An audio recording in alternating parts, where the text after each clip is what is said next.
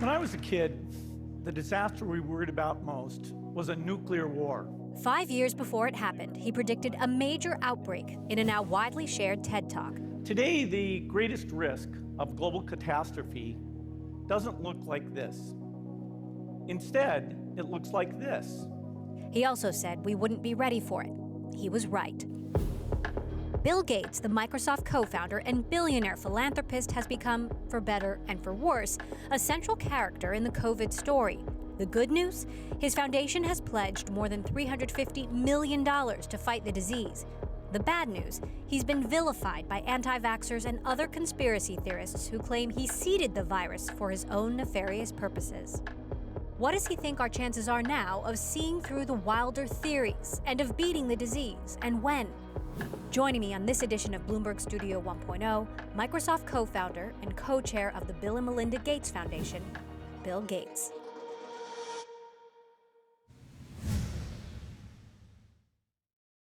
You warned about a pandemic like this years before it happened, and your warnings are forever etched in my brain. Now that we are here, what do you see happening next? Well, fortunately, the innovation in diagnostics, therapeutics, and vaccines will get us largely out of this by the end of 2021. The therapeutics will start to cut the death rate, but the true end comes when between natural infection and the vaccine, we have this herd immunity. And for rich countries, sometime next year, ideally in the first half. So we're going to be okay? Is that what you're saying? Well, we're certainly going to be okay. We're lucky this one wasn't a more fatal disease. I do think this time we'll pay attention and have the same type of practice and preparation. Some countries did very, very well. The U.S. Did not. So your foundation has given more than $350 million now to fight COVID. You are backing a South Korean vaccine in particular. Why that vaccine? And are there any other vaccines out there that look promising to you? We're behind a lot of different vaccines. We're funding manufacturing capacity in many different sites, particularly for AstraZeneca, Johnson & Johnson, and Novavax. We may do that for some of the other vaccines, but those are the ones that are the most scalable, low cost, because we're trying to make sure we can end it not just in the rich countries, but also in the developing countries, and that benefits everyone if we achieve that. We're even asking the U.S. to contribute like they've done with other global health crises, which so far they haven't gotten around to that. So how confident are you that we will have a working vaccine that can be distributed in mass quantities by the end of 2020? Well, the initial vaccine, in terms of its effectiveness against sickness and transmission, won't be ideal. The phase 3 primary endpoint is for 50% effectiveness, and it may not have the long duration that one of the later constructs will. So some of those, particularly the more expensive ones, will mainly be used in the rich countries as a bit of a stopgap. We'd be lucky to have much before the end of the year, but then enough will complete that during the first half of next year, a number are very likely to get approved, and then we need to scale up. We need billions of doses to get the places that have a hard time doing the sheltering and are already so poor that the economics effects are quite dramatic. So it's the biggest challenge the global health community's ever faced. I think we'll rise to it, even though the right investments were not made, and in the case of the U.S. at least, the lack of organization around testing and trials has been very disappointing. Now, for so many years, the so-called anti-vaxxers, people have said, well, if they lived through a pandemic like their grandparents did, they would think differently.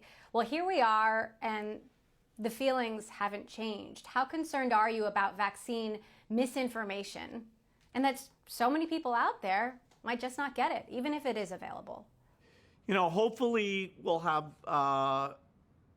people of both parties who are trusted speaking out in a credible way, people who've been known to admit mistakes and develop credibility over time with the various constituencies. But you do have to worry because we do need a lot of people to take the vaccine to get that full herd immunity. Should it be voluntary or should it be mandatory? Well, making something mandatory can often backfire, even when you're doing a favor to the community. So I doubt they'll choose that. You might say if you're going to work in an old folks' home or have any exposure to elderly people, there might be some circumstances where it would be required. What about schools? Should it be mandatory for kids going back to school? Early on, I doubt that'll be a primary thing. I think, the teachers who are elderly or who live in multi-generational households where they necessarily have exposure to older people, they would be a good target. That's more leveraged than doing the full student body in the times when the vaccine is going to be scarce. As it gets more available, yes, you'd like to go for young people, particularly if one of the constructs is very good at transmission blocking. Now, you already have countries like the United States that are moving to lock down vaccine supplies, buying up huge supplies of potential vaccines, buying up the gear needed to administer them. How harmful is that? We're asking this vaccine, even if one company invents it, we're saying that they ought to let other companies do the manufacture. And I think it's really exemplary that a number of companies have committed to make this a non-profit activity, just break even, and for the poorest countries, just get their marginal cost. So we're part of funding those extra factories being built at risk, and so they'll be standing by for that approval. The U.S. as yet has not helped come up with procurement money for the poor countries to get access. It's possible that'll get into the supplemental bill. I'm encouraging Republicans and Democrats to include a total of $8 billion, half for therapeutics, half for vaccine, in whatever relief bill gets passed. So the U.S. doesn't look selfish.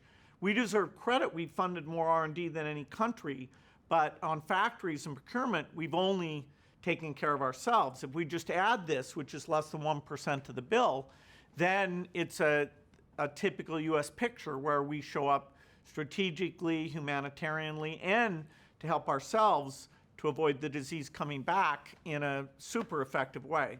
We talk a lot about vaccines, but less about therapeutics. What are you seeing in terms of promising treatments out there for this horrible disease? I wonder if drugs are going to play a more important role here than we know. Oh, absolutely. And it's easier to trial drugs, although the U.S. has been very disorganized on this. We used a UK trial that we funded part of to prove out dexamethasone. Gilead had enough proof on remdesivir to move ahead with that. There's two other antivirals coming that actually are orally available, so better in some respects. There's monoclonal antibodies coming, and then there's quite a few additional immune modulators. And so between those different classes of drugs, we should be able to drop the death rate a lot. It's already dropped quite a bit as doctors have realized not to use the ventilator as much, to use oxygen earlier, to use the prone position, and the two drugs, dexamethasone and remdesivir, that we have. But before the end of the year, we'll have monoclonal antibodies, and those could be quite dramatic in their benefits. There's a lot of bad information about therapeutics out there. Debunk some of the myths for us, hydroxychloroquine being one of them. Well, this is an age of science, but sometimes it doesn't feel that way.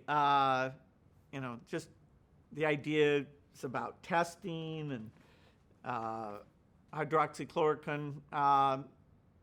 The numbers are quite clear. It got confused because the trials were done so poorly, but there's lots of good things coming in the therapeutic area that are really proven to work without the severe side effects. So a little bit slow, but a lot of good news to come in that domain. There are some raging internet conspiracy theories out there about you wanting to implant chips in people via a vaccine, and you are the center of some, frankly, ludicrous narratives. Does that upset you personally? How do you feel about all that? Well, it's kind of strange because they take the fact that I'm involved with vaccines. That part's true. It involves saving millions of lives for lots and lots of different diseases, including, HIV and malaria. They just reverse it, that instead of giving money to save lives, I'm, making money to get rid of lives. Just by inverting it and ascribing ill intent, it takes this complex situation that was unexpected and may, make it feel like it's more understandable. If that stops people from taking the vaccine or, looking at the latest data about how they should behave, including wearing a mask, then that's a big problem. I wouldn't have expected this. It's just, a bit strange that it's been politicized and the conspiracy people have had a heyday. It's nice that TikTok's created some competition through innovation. It doesn't seem like preventing that innovation from being available, that makes much sense.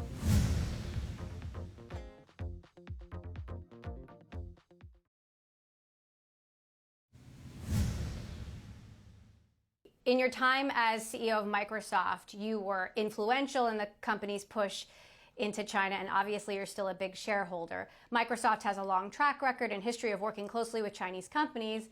Now there are also concerns that Microsoft could be too close to China when it comes to potentially acquiring TikTok. Ultimately, do you think Microsoft is a good home for TikTok? Well, the whole situation is quite novel in terms of, what are the principles involved here? What principles should China apply to companies in China or the US? Are those reciprocal and thought through and predictable? I'm not, at the company now. We've made investments in China. We have, engineers from all over the world, including in China. So Microsoft is very careful about its data promises, and, we'll try to have strong relationships globally. We won't do things that are hostile, are viewed as hostile. What about the app in general? Obviously, it's a very popular app. I mean, is this something that you would like to see in the Microsoft family? Well, it's nice that TikTok's created some competition through innovation, and it doesn't seem like preventing that innovation from being available, that makes much sense when you want new things out there. I am not in the target audience, so I'm certainly not expert. I've gotten a lot of education from my youngest daughter about this and why she spends time on it. So, they did a great job on it, and there's a lot of ways to take it, and hopefully, that's allowed to happen in some form. Let's talk about what's allowed. Is the Trump administration correct in trying to force this Chinese company, ByteDance, to sell TikTok's U.S. operations or even shut it down in the United States because it's Chinese? Should the company be subjected to that? I mean, 100 million Americans are using it. What law? I mean, if this is such a clear thing, why wasn't it clear 3 months ago, 6 months ago? When people make investments, they should understand what's allowed, what's not allowed, and therefore what's the reciprocal principle involved in this thing. So, maybe I haven't read the right article. I'm focused on the foundation and the pandemic, and I'll probably provide advice at some point, but I'm not at the center of this, the decision being made here. I do want to quickly get your thoughts on the antitrust situation. Having gone through a lengthy review process yourself, do you look at companies like Apple and Amazon and Google and Facebook and think they've become too powerful? They were lucky. There were 4 of them on the hot seat. I was all by myself with critics sitting next to me. So, hey, I guess we're getting nicer to CEOs than in the old days. I always felt going to Washington and talking about our values and what we did, was helpful, particularly, through this pandemic where these companies have done so well. Now understanding, what's it like to be an entrant into these markets. There's legitimate issues there that, in a kind of a scattershot way, did get raised. The actual economic and death toll from climate change will be much, much, much greater than what we have with this pandemic.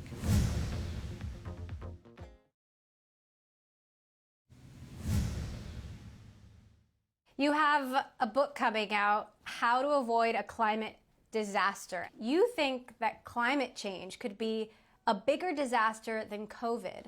Why is that? Well, certainly climate change will make entire ecosystems die off. It'll make parts of the world, impossible to live in. And so the actual economic and death toll from climate change will be much, much, much greater than what we have with this pandemic.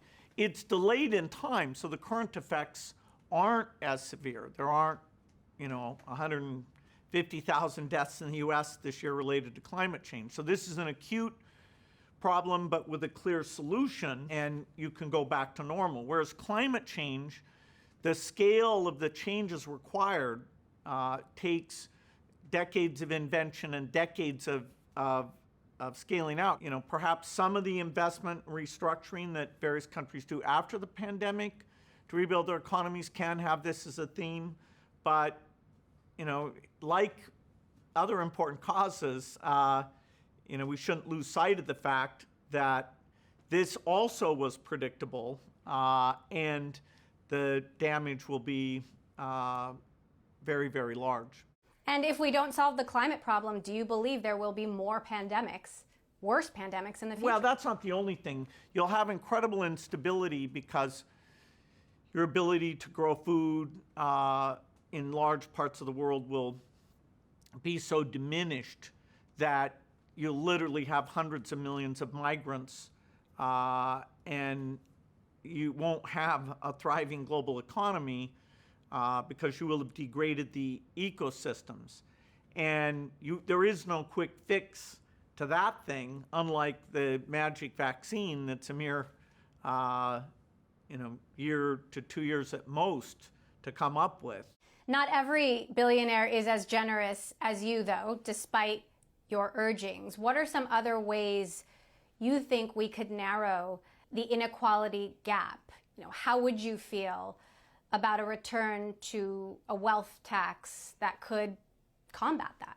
I've got on my website a lot of ideas for collecting more taxes from the rich that I don't specifically involve a wealth tax because I think there are challenges with that. But, anyway, we can have a more progressive tax system without killing the wonderful risk-taking entrepreneurialism in this country. You can have tax systems that, in my personal opinion, go too far, but we're not at that limit, particularly for capital gains type income. So, yes, governments, if they realize that money isn't free, which macroeconomic conditions are confusing some people about that, at least temporarily, we will need taxes to make up for the resources, because this pandemic, even just within the country, whether it's low-income families, minority families, kids in the inner city, it sadly has exacerbated almost all the inequality in the society.